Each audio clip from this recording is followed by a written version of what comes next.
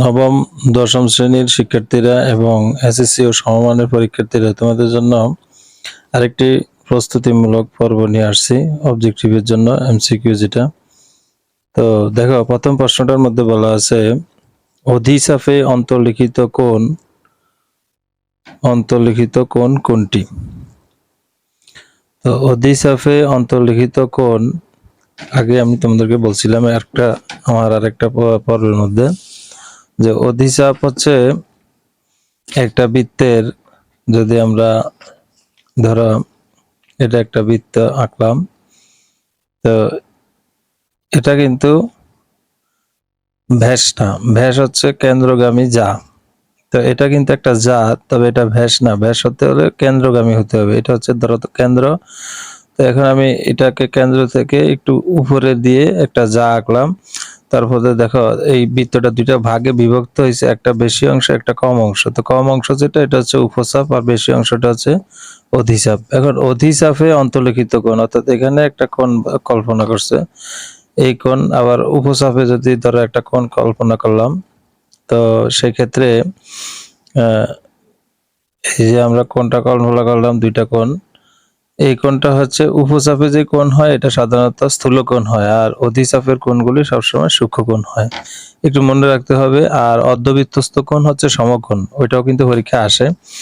অধিচাপে অন্তর্লিখিত কোণ হচ্ছে সূক্ষ্ম কোণ, আর উপচাপে অন্তর্লিখিত কোণ অর্থাৎ চাপ বড় হলে কোণ ছোট হবে। যেহেতু অধিচাপ অর্থাৎ চাপ বড়, সুতরাং এক্ষেত্রে আমার কোণ হবে ছোট, অর্থাৎ সূক্ষ্ম কোণ হবে। এখানে সবচেয়ে ছোট কোণ কিন্তু সূক্ষ্ম কোণ। এরপরে দেখো উন্নতি কোণ ক্ষেত্রে, উন্নতি কোণের ক্ষেত্রে এখানে বলছে 30 ডিগ্রি যদি হয়, 30 ডিগ্রি হলে ভূমি ইজ গ্রেটার দেন লম্ব। এখানে এই চিহ্নটা যদি যেদিকে থাকে, যেমন এইভাবে আছে, এই জন্য এটা হচ্ছে বড় এটা ছোট। এই চিহ্নের এটা হচ্ছে পিছনে এটা সামনে, তো সামনে যেটা থাকে এটা হচ্ছে বড়, এটা হচ্ছে পিছনেরটা হচ্ছে ছোট। আচ্ছা, তো এখন আমি কি মনে রাখবো কিভাবে? উন্নতি কোণ দেওয়ার পরে 30 ডিগ্রির ক্ষেত্রে মনে রাখতে হবে এখানে 30 ডিগ্রি হচ্ছে ছোট, 45 ডিগ্রি হচ্ছে মাঝামাঝি, আর 60 ডিগ্রি হচ্ছে বড়। এখানে 3টা ডিগ্রি স্বাভাবিকভাবে দেয়। 30 ডিগ্রি ছোট কোণ হিসাবে ধরা যাবে, 45 ডিগ্রিকে মাঝামাঝি কোণ ধরা যাবে, আর 60 ডিগ্রিকে বড় কোণ ধরা যাবে। এটাকে এভাবে যদি আমরা নেই তাহলেই হয়ে যায়। স্বাভাবিক আর কোণ তো আছে তো যেহেতু এগুলি পরীক্ষা বেশিরভাগই থাকে, এই জন্য আমরা টেকনিকটা এভাবে করব যে 30 হচ্ছে ছোট, 45 মাঝামাঝি, 60 হচ্ছে বড়। তো 30 ডিগ্রির ক্ষেত্রে খেয়াল রাখতে হবে লম্বটা হবে ছোট, যেহেতু কোণ ছোট লম্ব ছোট, কোণ বড় লম্ব বড়। এই জিনিসটা একটু মনে রাখলেই হয়, কোণ ছোট লম্ব ছোট, কোণ বড় লম্ব বড়। তাহলে দেখো 30 ডিগ্রি যেহেতু, তাহলে লম্ব ছোট হবে, দেখো লম্ব ছোটই দিছে, লম্বটা পিছনে আছে তাহলে ছোট। আবার দেখো 60 ডিগ্রির ক্ষেত্রে 60 ডিগ্রি কোণ বড়, লম্ব বড় হবে, কিন্তু লম্বটা ছোট দিছে, সুতরাং এটা বাদ। 60 ডিগ্রি বড়, লম্ব বড় হওয়া উচিত ছিল, কিন্তু চিহ্নের কারণে লম্ব ছোট হয়ে গেছে। 30 ডিগ্রি ছোট, লম্ব ছোট হওয়ার দরকার, লম্ব কিছু ছোটই আছে, অর্থাৎ পিছনে আছে চিহ্নের, সুতরাং এটা সঠিক। আবার 45 ডিগ্রি হচ্ছে মাঝামাঝি, অর্থাৎ 45 ডিগ্রি হলে লম্ব আর ভূমি সমান হয়, সুতরাং এটা কিন্তু ঠিক আছে, ঠিক দিছে। সুতরাং এখানে 1 আর 2 সঠিক। 1 আর 2 কোথায় আছে? 1 আর 2 ক নাম্বারে আছে, সুতরাং এটাই হচ্ছে অ্যান্সার। 1 আর 2 হচ্ছে অ্যান্সার। 1 আর 2 হলো অ্যান্সার। এরপরে দেখো এখানে 3 নম্বরের মধ্যে কি দেওয়া আছে, নিচের কোনটি অমূলদ সংখ্যা? অমূলদ সংখ্যার ক্ষেত্রে আমরা যেটা করব সেটা হলো যে, আগে বলছি যে অমূলদ সংখ্যা কোনটা কোন ক্ষেত্রে হয়। যদি ধরো পূর্ণবর্গ সংখ্যা না, পূর্ণবর্গ সংখ্যা না কোনগুলি, তাহলে পূর্ণবর্গ সংখ্যাগুলি চিনলেই তো পূর্ণবর্গ সংখ্যা কোনগুলি না এটা বের করা যায়।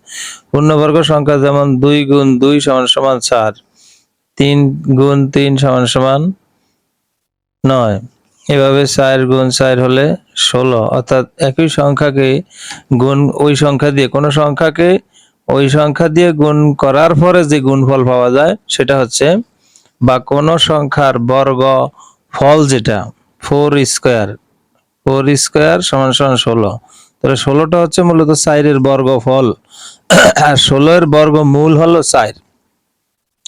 সুতরাং আমরা লিখতে পারি যে 16টা হচ্ছে একটা পূর্ণবর্গ সংখ্যা। পূর্ণবর্গ সংখ্যা হচ্ছে কোন সংখ্যার বর্গফল মূলত। 3 এর যেমন 3 গুণ 3 মানে কি 3 এর বর্গফল। 3 এর বর্গ দিছি, তো বর্গ দেওয়ার পরে 9 পেলাম। তাহলে আমরা বোঝা গেল 9 হচ্ছে মূলত 3 এর বর্গফল। আর 3টা হচ্ছে 9 এর 3 হচ্ছে 9 এর বর্গমূল। এখন অমূলদ সংখ্যা তখনই হবে যখন পূর্ণবর্গ সংখ্যা না এমন সংখ্যার উপরে রুট দেওয়া থাকবে, অর্থাৎ এমন সংখ্যার বর্গমূল হচ্ছে অমূলদ সংখ্যা। তাহলে এখানে যে সংখ্যাগুলি দেওয়া আছে দেখো, এখানে প্রথমে রুট 16 দিছি, তো 16 তো একটা পূর্ণবর্গ সংখ্যা। তো পূর্ণবর্গ সংখ্যার উপরে রুট দিলেই কি না দিলেই কি, এটা তো এমনিতেই মূলদ সংখ্যা। এরপরে রুট 5, এটা হচ্ছে আমরা কিন্তু ওইটা যদি মনে নাও থাকে যে পূর্ণবর্গ না এমন সংখ্যার বর্গমূল অমূলদ সংখ্যা, যদি মনে না থাকে আরেকটা টেকনিক আছে, সেটা হচ্ছে যে কোনো মৌলিক সংখ্যার উপরে যদি রুট দেখো তাহলে মনে করবে এটা অমূলদ সংখ্যা। যে কোনো মৌলিক সংখ্যার উপরে যদি রুট দেখো, যে কোনো মৌলিক সংখ্যাগুলো যেমন 2, 3, 5, 7, কেমন এই 11, 13, 17, 19, এগুলি হচ্ছে 17, 19, এগুলো হচ্ছে মৌলিক সংখ্যা। এই মৌলিক সংখ্যার উপরে যদি কখনো রুট দেখো তাহলে মনে করবে এগুলি অমূলদ সংখ্যা। আরেকভাবেও আমরা অমূলদ সংখ্যা চিনতে পারি। পরীক্ষার হলে যদি সন্দেহ হয় তোমরা ওই ক্যালকুলেটরের মধ্যে উঠিয়ে দিলে হয়। যেমন রুট 16 যদি ক্যালকুলেটর উঠিয়ে দাও দেখবে যে এই রুট 16 কত আসছে 4, সুতরাং এটা মূলদ সংখ্যা। আবার রুট 5 যদি উঠাই দেখো, রুট 5 উঠাইলে কি আসে দেখো, অনেক বড় একটা সংখ্যা আসছে। এরকম যদি বড় সংখ্যা আসে তাহলে এটা অমূলদ সংখ্যা। কিন্তু এই যে একটা সংখ্যা ধরো রুট 12/√3, এটা দেখা যায় হয়তো মনে হয় অনেক কিছু, আসলে এটা কিছুই না। রুট 12/√3 কত আসছে 2। আবার 4 এর 5 দিয়ে ভাগ দিলেও ছোট্ট একটা সসীম দশমিক ভগ্নাংশ আসবে। সুতরাং এখানে এই একমাত্র বড় সংখ্যা ক্যালকুলেটরে সেক দিলেই তোমরা সবচেয়ে ভালো কথা হলো তোমরা ক্যালকুলেটরে সেক দিয়ে দেখবা সবচেয়ে বড় যে সংখ্যাটা হবে ওটাই হচ্ছে অমূলদ সংখ্যা। এইভাবে সেক দিয়ে এরপরে দেখো 4 নম্বরে বলছে এর মান কত। এখন এটার মান বের করতে গেলে আমরা জানি পাওয়ারে কি হয়, গুণ করতে হয়। এটাও পাওয়ার, এই 16 এর পাওয়ার কিন্তু এটা, আবার পুরোটার পাওয়ার হচ্ছে এটা। এখন আমরা জানি পাওয়ারে গুণ করতে হয়। যদি আমরা পাওয়ারে গুণ করি তাহলে দেখো কিভাবে হয়। 16 এর উপরে আছে 2, 3, আর তার উপরে আছে 3/4। এখন তারা আবার কি করবে, তারা পরস্পর গুণ করতে হবে। তো আমরা গুণ করলে এটা কাটা যায়, 2 দিয়ে 4 কাটলে 2, তাহলে দেখা যাচ্ছে যে 16 এর উপরে আসতেছে কত, উপরে 2 আর 3 কাটা গেলে মানে 1 রয়েছে আর নিচে 2। তাহলে 16 এর উপরে পাওয়ার আসলে হাফ। তো 16 এর উপরে হাফ মানে হচ্ছে মূলত রুট 16। তো রুট 16 মানে হচ্ছে 4, তাহলে 4 হবে आंसर। এরপরে দেখো 5 নম্বরে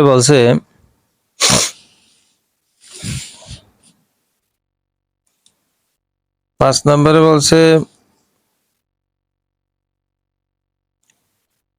সমবাহু ত্রিভুজের বাহুর দৈর্ঘ্য 8 সেন্টিমিটার হলে ত্রিভুজটির উচ্চতা কত। সমবাহু ত্রিভুজের সূত্র কি? সমবাহু ত্রিভুজের ক্ষেত্রফলের সূত্র হলো √3a² / 4। আর সমবাহু ত্রিভুজের উচ্চতা চাইছে, সেটা সূত্র হলো √3a/2। আর সমবাহু ত্রিভুজের পরিসীমার সূত্র হচ্ছে 3a। এইটাই হচ্ছে মূলত ওই যে সমবাহু ত্রিভুজের প্রত্যেকটা বাহুর পরিমাণ। যেমন এখানে প্রত্যেকটা বাহুর পরিমাণ 8 সেন্টিমিটার দেওয়া আছে, তাহলে এর মান হচ্ছে 8। এখন এই জায়গায় যদি আমি 8 বসাই, 2 দিয়ে 8 এর কাটলে হয় 4, তাহলে অ্যান্সার হবে 4√3। 4√3 হবে অ্যান্সার। এই যে 4√3 সেন্টিমিটার। এরপরে পরীক্ষার হলে অনেক সময় পেঁচাইয়া দেয়। যেমন এখানে 4√3 সেন্টিমিটার দিছে, অনেক সময় 4√3 দেখা দিব দুইটা দিয়ে দিব, একটা হইতে সেন্টিমিটার দিব আর একটা হইতে 4√3 সেন্টিমিটার স্কয়ার দিয়ে দিব ইচ্ছা করি। তখন একটু খেয়াল করবে, স্কয়ার যদি থাকে তখন সেটা মূলত ক্ষেত্রফলের মান দিয়ে দিছে, একটু খেয়াল করে অ্যান্সার করতে হবে। ঠিক আছে, খেয়াল করে অ্যান্সার না করলে কিন্তু অ্যান্সার ভুল হয়ে যাওয়ার সম্ভাবনা থাকে। এরপরে দেখো কোনো বৃত্তের উপচাপে অন্তর্লিখিত কোণ, এই যে কিছুক্ষণ আগেও দেখেছি যে অধিচাপ, অধিচাপ হলে মানে যদি চাপ বড় হয় তাহলে কোণ ছোট হবে, আর চাপ ছোট হলে, যেমন উপচাপ দিচ্ছে এখানে, উপচাপ এখন চাপ ছোট হয়েছে, চাপ ছোট হলে কি হবে কোণ, অবশ্যই কোণটা বড় হয়ে যাবে। চাপ ছোট কোণ বড়, তাহলে কোণ বড়, কোণ এখানে সবচেয়ে বড় কোণ কিন্তু প্রবৃদ্ধ কোণ, কিন্তু আমরা জানি উপচাপে অন্তর্লিখিত কোণ সবসময় স্থূলকোণ হয়, সুতরাং অ্যান্সার হবে স্থূলকোণ। এভাবে একটু প্র্যাকটিস করলে আমরা যেগুলি আলোচনা করতেছি আশা করি এগুলি কমন উপযোগী, 100% কমন পড়তে পারে, একটু খেয়াল করলেই পারবে।